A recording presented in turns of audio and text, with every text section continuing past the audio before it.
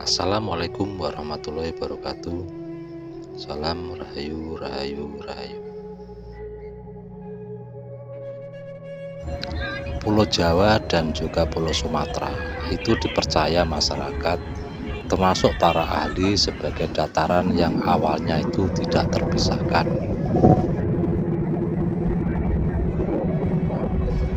Ada dua versi sejarah pemisahan antara Pulau Sumatera dan Pulau Jawa, yakni akibat letusan Gunung Krakatau. Yang kedua adalah akibat dari gerakan lempeng bumi. Kalau mengacu pada pustaka Raja Purwa yang ditulis oleh Pujangga Besar Jawa, yaitu Ranggawarsita pada tahun 1869, letusan Gunung Krakatau itu sebagai pemicu atau sebab terpisahnya Pulau Jawa dan Pulau Sumatera. Itu terjadi pada tahun 416 Masehi. Bahkan para ahli geologi itu juga memastikan bahwa Gunung Krakatau pernah beberapa kali meletus dengan hebat. Dalam versi lain, pemisahan antara Jawa dan Sumatera itu sebagai produk gerakan tektonik di dalam bumi. Pulau Jawa dan Pulau Sumatera itu bergerak dengan kecepatan dan arah yang berbeda akibat tumbukan lempeng Indo-Australia dan Eurasia.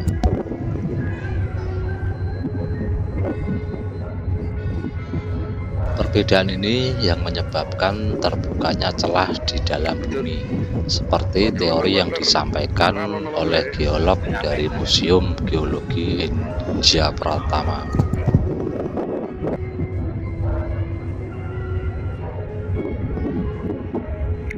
Diketahui juga bahwa letusan Gunung Krakatau yang terjadi pada tahun 1883 itu sangat dahsyat sekali, di mana awan panas dan tsunami yang diakibatkannya yaitu menewaskan sekitar 36.000 jiwa.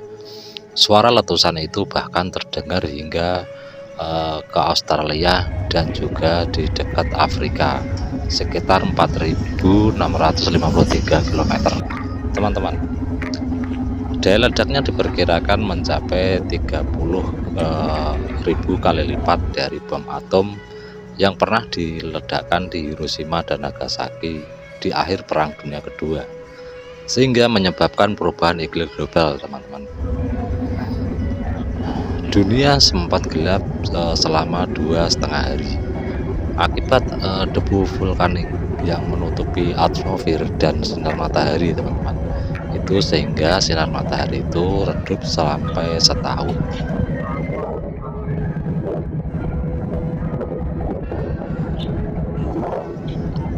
Namun dibalik kedua teori tersebut itu terdapat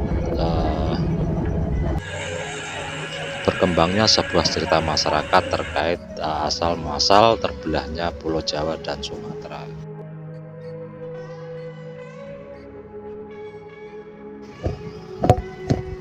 Teman-teman, meskipun secara nalar dan logika itu sukar diterima, namun cerita itu banyak dipercaya hingga menjadi sebuah legenda.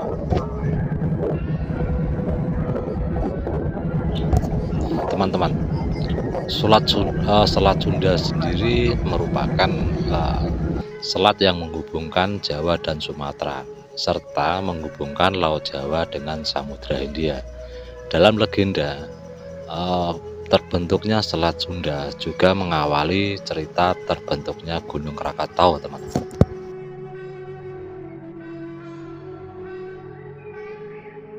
Masyarakat percaya bahwa Selat Sunda itu terbentuk berkat kekuasaan seorang raja yang berkuasa atas tanah Jawa dan Sumatera, yang kalau di kala itu merupakan satu daratan, yakni Prabu Rakata. Prabu Rakata itu dikenal sebagai raja yang adil dan bijaksana dan memiliki 2 orang putra bernama Raden Sundana dan Raden Tapabaruna.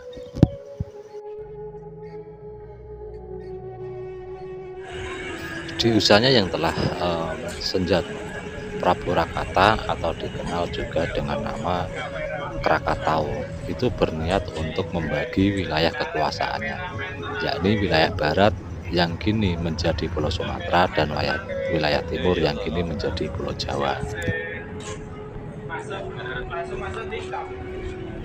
Prabu Rakata pun akhirnya menyerahkan wilayah barat kepada Raden Tapabaruna dan wilayah timur kepada Raden Sundana. Pembagian wilayah tersebut dilakukan sangat adil oleh Prabu Rakata karena tak ingin kedua putranya berselisih.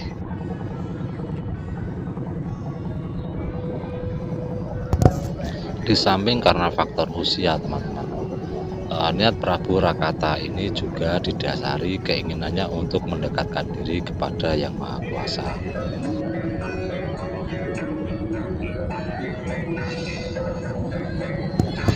Teman-teman, dengan hati yang tenang, Prabu Rakata menuju ke sebuah tempat untuk menepi. Hanya membawa sebuah kunci yang dibawa dari kerajaan untuk menemani hari-harinya.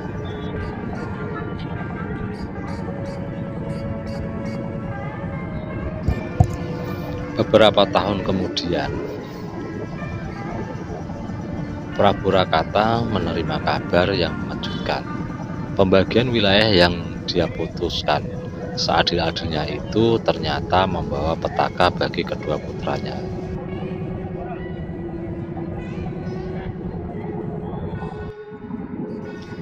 Kedua putranya itu terlibat sebuah perang besar untuk memperebutkan wilayah perbatasan yang digadang-gadang kaya akan emas.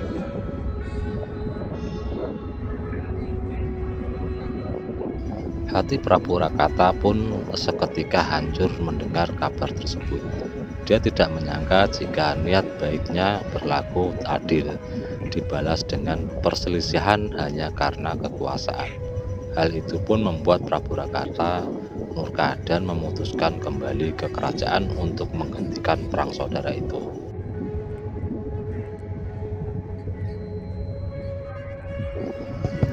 Mendengar Prabu Rakata akan pulang, itu kedua putranya itu akhirnya memutuskan untuk menarik pasukannya masing-masing. Keduanya sepakat menghentikan perang untuk menghormati kedatangan Prabu Rakata.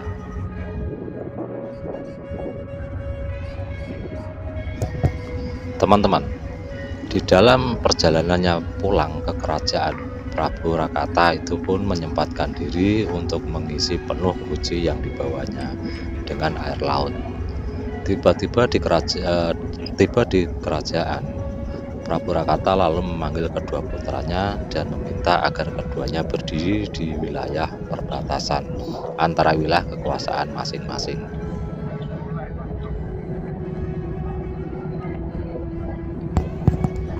Tanpa banyak bicara, Prabu Rakata kemudian menuangkan air dari dalam guci pusakanya itu ke permukaan tanah, tepat di tengah wilayah kekuasaan kedua putranya. Guci yang telah kosong itu dilemparkan Prabu Rakata di permukaan tanah yang telah basah oleh air yang dituangkan dari guci.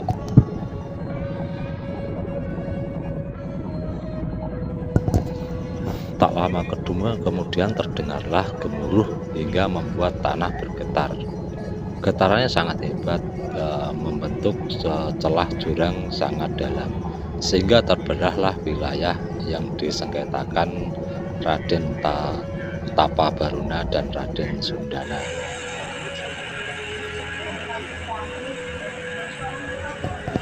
Adapun guci yang tersimpan di tengah retakan tanah itu kemudian berubah menjadi sebuah gunung.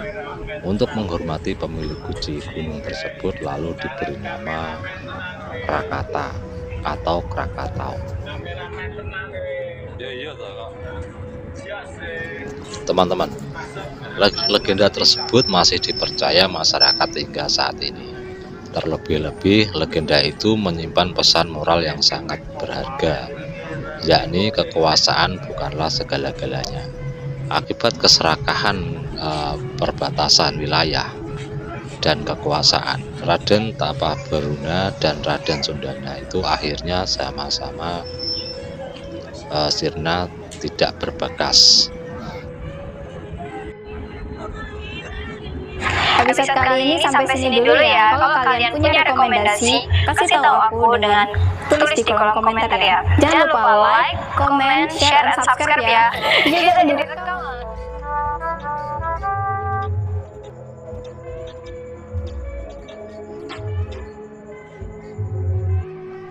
Sampai jumpa di video yang akan datang. Wassalamualaikum warahmatullahi wabarakatuh. Salam rahayu, rahayu, rahayu.